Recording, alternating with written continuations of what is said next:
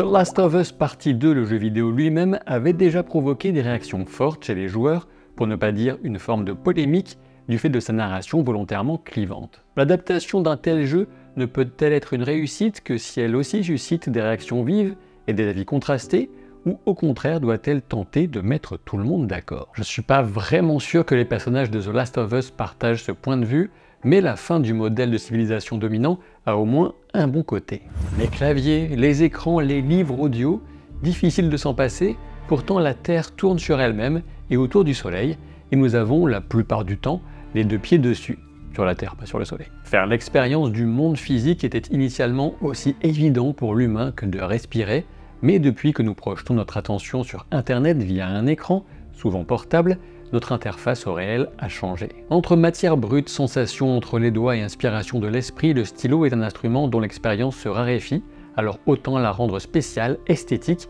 et fluide via les overpens de la marque Novium. Vous avez tendance à vous prendre la tête pour dénicher des cadeaux qui ont du sens et du style, c'est très exactement ce que fait l'overpen, une idée cadeau aussi plaisante qu'inattendue. Le design fascinant de l'overpen Interstellar affiche une inclinaison de 23,5 degrés qui correspond exactement à celle de la Terre, une invention élue comme l'une des meilleures de 2022 par le Time Magazine. Une véritable expérience sensorielle qu'on personnalise via 4 coloris, Space Black, Mars Magma, Neptune Blue et Starlight Silver, ou même par une édition premium incluant un véritable éclat de météorite certifié et de l'or 18 carats. Rechargeable, les overpens accompagnent votre prose avec acuité et fluidité. Et oui, j'ai parlé des overpens, car il existe aussi le modèle Overpen Future, qui a la spécificité d'avoir une pointe interchangeable entre plume et roller. L'Overpen Future est disponible en coloris Deep Black, Frost Silver et Mist Blue. En passant par le lien disponible en description et en commentaire épinglé, vous avez l'habitude, mais aussi avec le code POPCORN,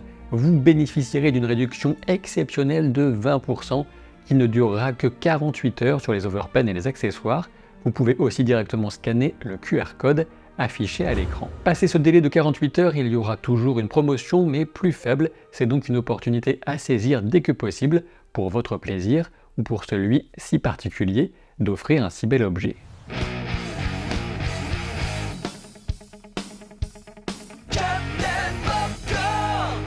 Ce premier épisode de saison 2 nous replonge immédiatement dans l'enjeu central de fin de première saison, à savoir le mensonge de Joel à Ellie concernant les circonstances dans lesquelles il a choisi de la sauver en tuant tous les membres des Lucioles qui avaient pour ambition de développer un antidote au vaccin au prix de la vie d'Ellie. Ensuite, le choix est fait de révéler directement que l'antagoniste de la saison, a priori du moins une certaine Abby, cherche à se venger de Joel justement du fait du massacre qu'il a commis dans la base des Lucioles, alors que c'est un élément que le joueur ignoré dans toute une première partie du jeu vidéo. Comme on pouvait l'espérer avec une série de Craig Mazin et le retour de la jeune et talentueuse Xenia Sereda à la photographie, l'épisode retranscrit à merveille les différentes ambiances entre lumière naturelle en extérieur, ton ocre et sépia pour les scènes à charge émotionnelle dans les intérieurs de Jackson, que ce soit chez Joel durant la session de psychothérapie ou encore la fête du Nouvel An. À l'opposé, on retrouve un filtre vert qui domine très largement la séquence de chasse aux infectés. Et je ne sais pas si c'est intentionnel, mais on peut noter que cette dominante verte, plutôt associée au danger, donc est aussi très présente dans la scène d'introduction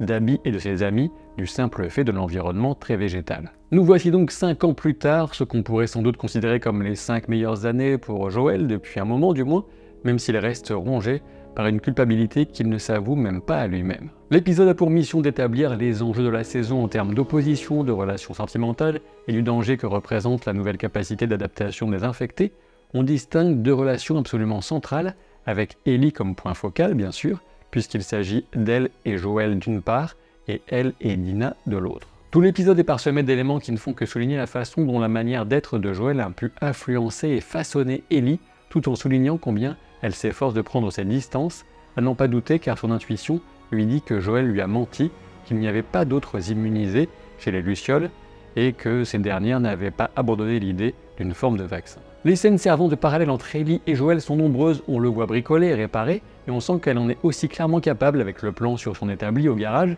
même si elle concentre son attention sur les armes. Et justement, sa familiarité et sa maîtrise des armes à feu qu'on la voit encore affûtée en mode sniper avec Tommy, est un autre trait hérité de Joel. Une violence qui passe aussi par sa capacité à se défendre au corps à corps avec l'entraînement intense de combat libre, sur lequel on la retrouve en tout début d'épisode, tandis qu'elle passe d'une tentative d'étranglement en triangle à une omoplata, le nom de cette clé d'épaule de Jiu-Jitsu, pour soumettre son partenaire. Une violence qui déborde presque quand elle continue d'appliquer la pression sur cette clé alors que son partenaire a déjà tapé, une violence qu'elle allait, à n'en pas douter, exercer sur le vieux ronchon homophobe de la fête, qui s'appelle Seth apparemment, avant que Joel ne s'en charge lui-même, renvoyant à Ellie un miroir de sa propre réaction instinctive qu'elle n'arrive pas à assumer. Même quand Ellie se fait mordre à nouveau et qu'elle décide de se découper et se recoudre pour masquer cette nouvelle preuve de son immunité, la forme de la blessure renvoie à celle qu'avait subie Joel à la fin de l'épisode 6 de la première saison et qu'on voit Ellie recoudre avec le même fil noir à la fin de l'épisode 7 de la première saison bien sûr. Néanmoins, outre ces éléments, le plus grand point commun des deux personnages passe par la guitare bien sûr. Le papillon de nuit gravé sur le manche de l'instrument se retrouve sur le tatouage que porte Ellie au bras pour cacher et transfigurer la marque de morsure et de brûlure. La principale caractéristique du papillon de nuit est d'être attiré par la lumière, sachant que la devise des Lucioles est justement de chercher la lumière. Ce tatouage, c'est à la fois la guitare de Joel, mais aussi un peu le logo des Lucioles, comme un entre-deux idéal et impossible à atteindre, alors que c'est justement le rapport aux Lucioles qui est à l'origine du mensonge de Joel et donc de la craquelure qui s'élargit sans cesse et sépare les deux personnages. Le papillon, même quand il n'est que papillon de nuit ou sphinx, reste un symbole de transformation, tandis que la fougère qui complète le tatouage d'Ellie est souvent considérée comme synonyme de capacité d'adaptation et de résistance. Pour en finir avec le thème du tatouage, et même si c'est une référence difficile à saisir, l'épisode laisse deviner que c'est Kat, l'ex d'Ellie, qui lui a fait, car Dina souligne qu'elle a laissé sa trace, sa marque, son empreinte, choisissez la traduction qui vous plaît. Ceci étant dit, on retrouve l'expression de la fascination d'Ellie pour le voyage spatial, avec ce qui est affiché sur les murs du garage, son endroit à elle, une fascination et une capacité à se projeter vers un ailleurs merveilleux, et une ambition qui marque sans doute sa plus grande différence avec Joel et sa chance d'un avenir et d'une vie différents. Au milieu de tous ces excellents interprètes, on a Isabella Merced qui, de mon point de vue, crève l'écran dans le rôle de Dina, en apportant une force vitale à chaque apparition avec un contraste saisissant et complémentaire à l'austérité de Ellie, qui permet au spectateur aussi de comprendre facilement pourquoi Ellie est aussi amoureuse de la jeune femme. Et pour la petite histoire, c'est une actrice qu'on retrouvera dans le rôle de Hawkgirl dans le film Superman, attendu pour le 9 juillet 2025. Donc vous l'aurez compris, pour moi leur alchimie fonctionne à l'écran, elles sont différentes et complémentaires, on le ressent autant durant l'exploration du bâtiment désaffecté que lors de leur rapprochement à la fête du Nouvel An. On relève au passage un clin d'œil agréable et bienvenu puisque le compositeur de la musique des jeux et de la série, Gustavo Santaolalla, fait partie du groupe des musiciens de la fête. Du côté de Joel, maintenant, l'épisode nous montre justement à quel point elle reste le même quand il parle avec Maria, l'épouse de son frère Tommy, des nouveaux réfugiés qui arrivent à Jackson. On comprend bien que Joel reste sur la ligne de sauver les siens avant de se préoccuper du reste du monde, très exactement ce qu'il a fait en choisissant de sauver Ellie et potentiellement de condamner la seule chance de l'humanité au passage. Joel a entamé une psychothérapie, mais en ne révélant rien du fond du problème, à savoir le massacre qu'il a commis au nom d'Ellie. On apprend aussi au passage qu'il a tué Eugène, le mari de Gail, la psychothérapeute, dans des circonstances pour l'instant inconnues, mais qui laissent supposer une infection de ce pauvre Eugène. C'est du moins la version que connaît Gail actuellement, on peut supposer qu'elle est vraie pour l'instant, mais bon, on n'est jamais à l'abri non plus d'un petit meurtre que Joel aurait pu commettre pour cacher le secret d'Ellie.